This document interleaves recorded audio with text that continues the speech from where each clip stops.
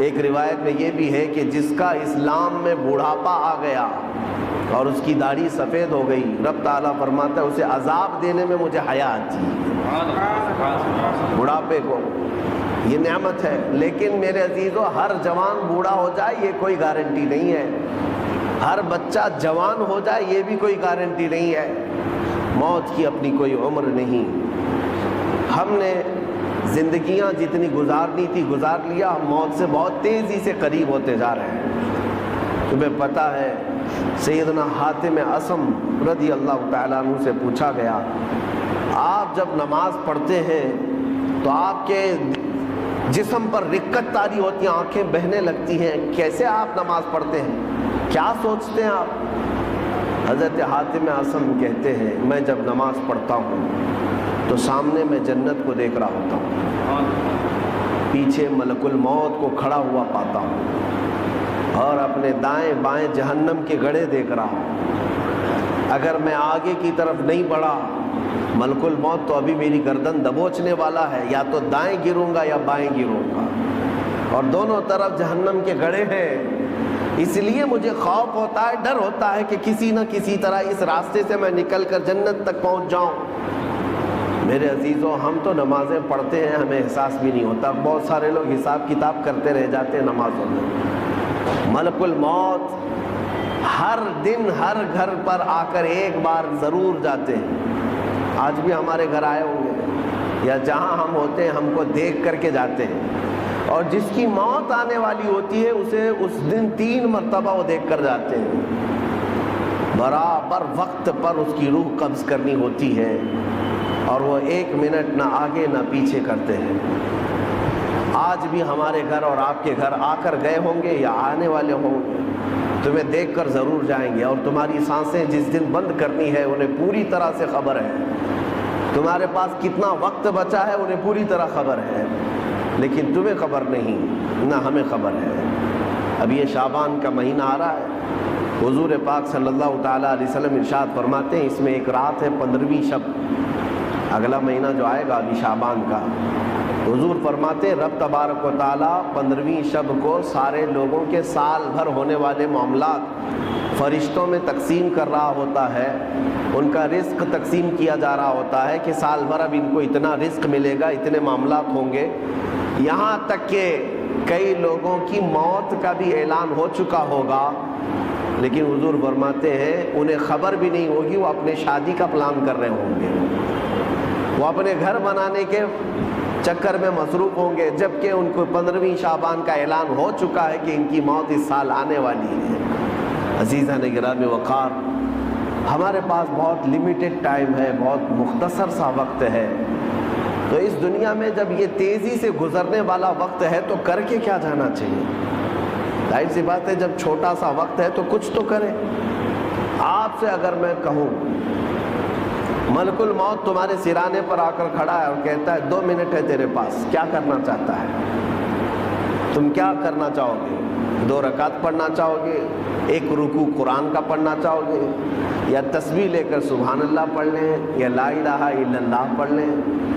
یا دعا کر لیں، توبہ کر لیں، استغفار کر لیں، بڑی بڑی چیزیں، یا خیرات کریں، صدقہ کریں، کیا کریں؟ 2 منٹ کا ٹائم ہے۔ بلکہ بزرگوں نے فرمایا اگر کسی کو یہ کہہ بھی دیا جائے کہ تیرے پاس 2 منٹ کا ٹائم ہے تو کیا کرنا چاہے کر لے، بعض بزرگوں نے لکھا ہے کہ وہ انہی معاملات کو سوچتا رہ جائے گا، 2 منٹ گزر بھی جائیں گے، کر بھی نہیں سکے گا، کیا کرے وہ پتہ بھی نہیں چل سکتا۔ لیکن میں آپ کو بتاتا ہوں ابھی تمہارے پاس وقت ہے، صحیح سلامت آپ بیٹھے ہوئے ہیں، آپ کی سانسیں چل رہی ہیں، آپ کے ہاتھ پیر سلامت ہیں۔ اب ہم میں سے کسی کو پتہ نہیں اب باقی وقت کتنا ہے، تو کون سی تسبیح پڑھو گے، کون سا ذکر کرو گے، کتنی تلاوت اور کتنی عبادت کرو گے؟ میں آپ کو ایک نسخہ دے جاتا ہوں، وہ سب سے بہترین چیز ہے، سب سے بہترین چیز ہے۔ فرمایا گیا کہ اگر تمہیں کوئی چیز مختصر سے وقت میں کر کے جانا ہے تو وہ رسول پاک کو راضی کر کے جانا۔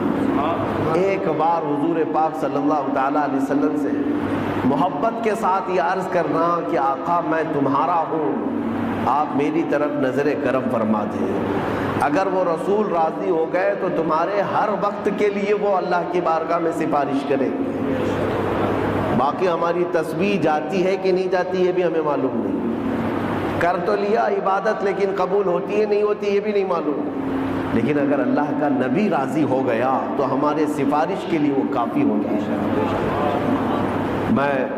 آپ کو بتاؤں ایک نوجوان کی زندگی، مدینہ طیبہ میں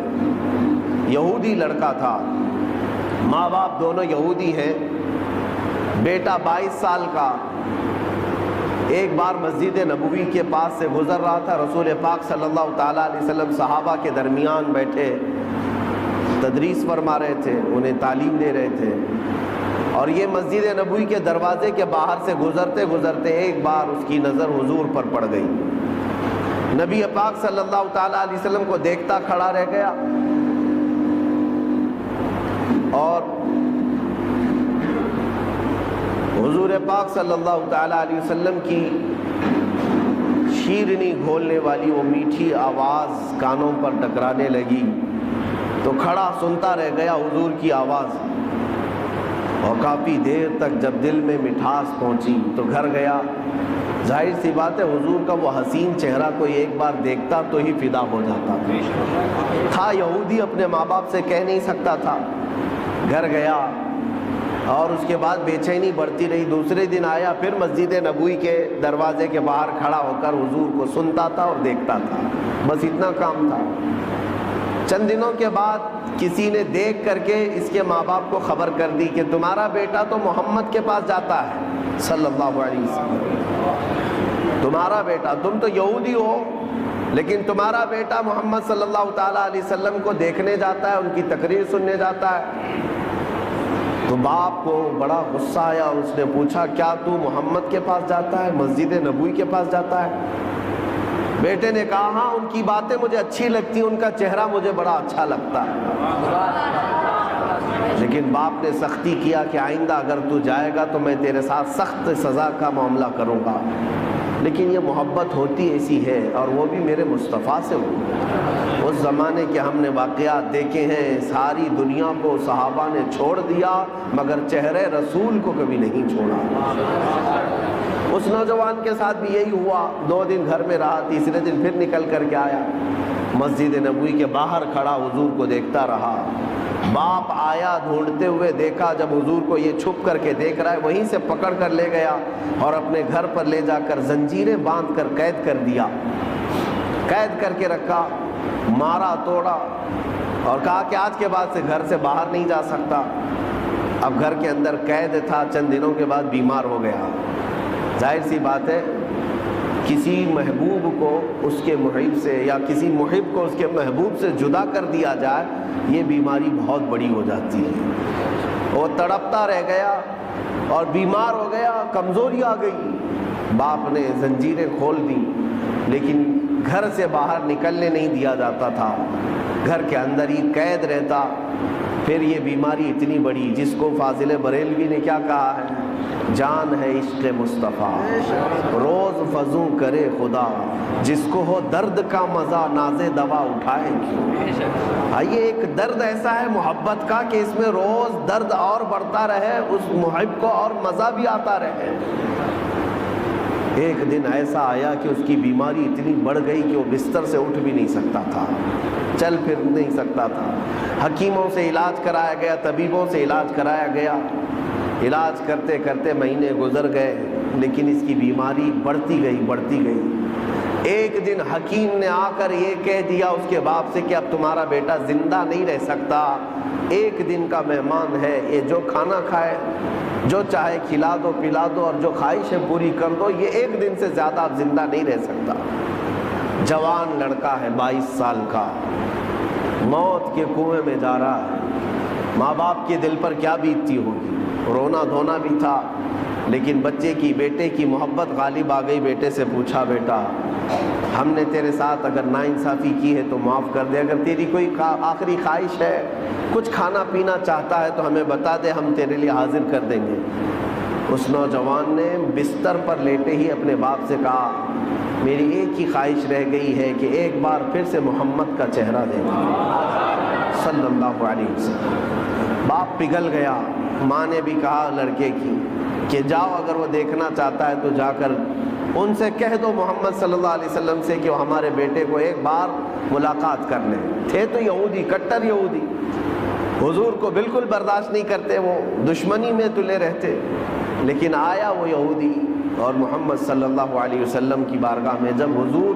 صحابہ کے ساتھ بیٹھے ہوئے تھے، یہ فجر کے بعد کا وقت تھا، آیا، آ کر کے وہ روتے ہوئے کہنے لگا میرا ایک بیٹا آپ کی محبت میں دنیا سے جا رہا ہے، ایسا مریض ہو گیا کہ اس کا اب موت کا وقت قریب آ گیا، وہ ایک بار آپ کو دیکھنا چاہتا ہے۔ رسول پاک صلی اللہ تعالیٰ علیہ وسلم اسی وقت اپنی مجلس سے اٹھے، اپنے صحابہ سے کہا چلو میرا ایک دیوانہ دنیا سے رخصت ہو رہا ہے۔ نکل کر کے میرے آقا اس یہودی کے گھر آئے، بستر پر لیٹا ہوا وہ بیمار 22 سال کا نوجوان جس کے جانے کا وقت قریب تھا، سانسیں اکھڑ رہی تھیں، حضور سیدھے اس کے سرانے کے پاس جا کر بیٹھتے ہیں اور اس کا سر گردن کی طرف ہاتھ دے کر کے اٹھاتے ہیں تو پورے جسم میں اس کے گرمی دوڑ جاتی ہے۔ میرے آقا صلی اللہ تعالیٰ علیہ وسلم کا لمس پایا ہاتھ کا، جسم کے اندر طاقت محسوس ہوئی اور چہرہ کھل گیا، دیکھا آنکھیں بھر کر کے حضور کے چہرے کو، مسکرانے لگا اور کہا کہ میری زندگی وصول ہو گئی، میری زندگی وصول ہو گئی۔ یہ کہتا رہا، میرے آقا نے حضور پاک صلی اللہ تعالیٰ علیہ وسلم کی اتنی بات پر وہ زور سے کلمہ پڑھا اور حضور کی گود میں سر رکھ کر کے اس کی روح پرواز کر کے انتقال کر گیا۔ عزیزان گرامی، لیکن مقام کیا پایا جانتے ہیں؟ صحابیت کا مقام، صحابیت کا مقام۔ صحابی کہتے کسے ہیں؟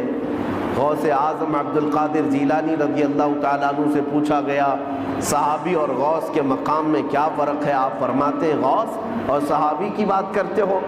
صحابی رسول جن گھوڑوں پر بیٹھ کر جہاد میں جایا کرتے، ان گھوڑوں کے ٹاپ کے نیچے سے جو دھول اڑتی تھی، غوث وہاں بھی نہیں پہنچ سکتا،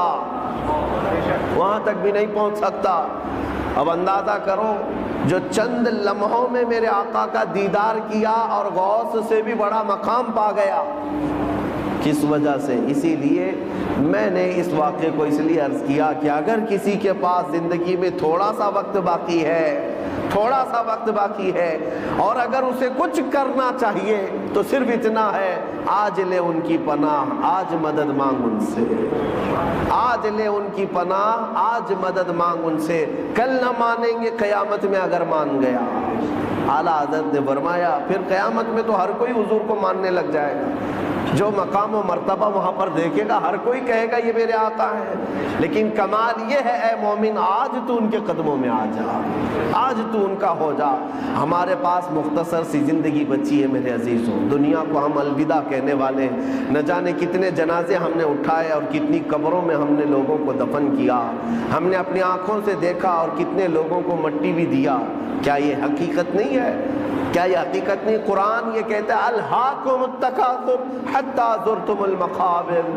اللہ تعالیٰ فرماتا ہے یہ دنیا کی ہر چیز کی کثرت نے تمہیں غافل کر رکھا ہے، مال کی کثرت، کھانے کی کثرت، پہننے کی کثرت، اولاد کی کثرت، مرتبوں کی کثرت، خواہشات کی کثرت، یہ زیادتی نے تمہیں غافل کر رکھا ہے، اور اس غفلت سے اگر آزاد ہونا ہے، رب تعالیٰ فرماتا ہے جاؤ قبروں کو دیکھاؤ،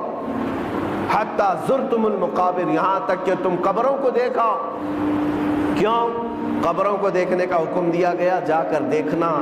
وقت کے بڑے بڑے پیسے والے وہاں پر لیٹے ہوئے ہیں، وقت کے بڑے بڑے لیڈر جو تھے وہ بھی لیٹے ہوئے ہیں، جن کی پہلوانی کے چرچے ہوا کرتے تھے وہ بھی زیر زمین دفن ہے، اور زیادہ دن تک نہ جسم سلامت ہے نہ چہرہ سلامت ہے۔ قبروں میں جانے کے بعد اکثر تو کیڑے مکوڑوں کی غذا بنا دیے جاتے ہیں۔ میرے عزیزوں، ہمارے ساتھ بھی اس دنیا سے جانے کے بعد ایک نئی زندگی کا سامنا کرنا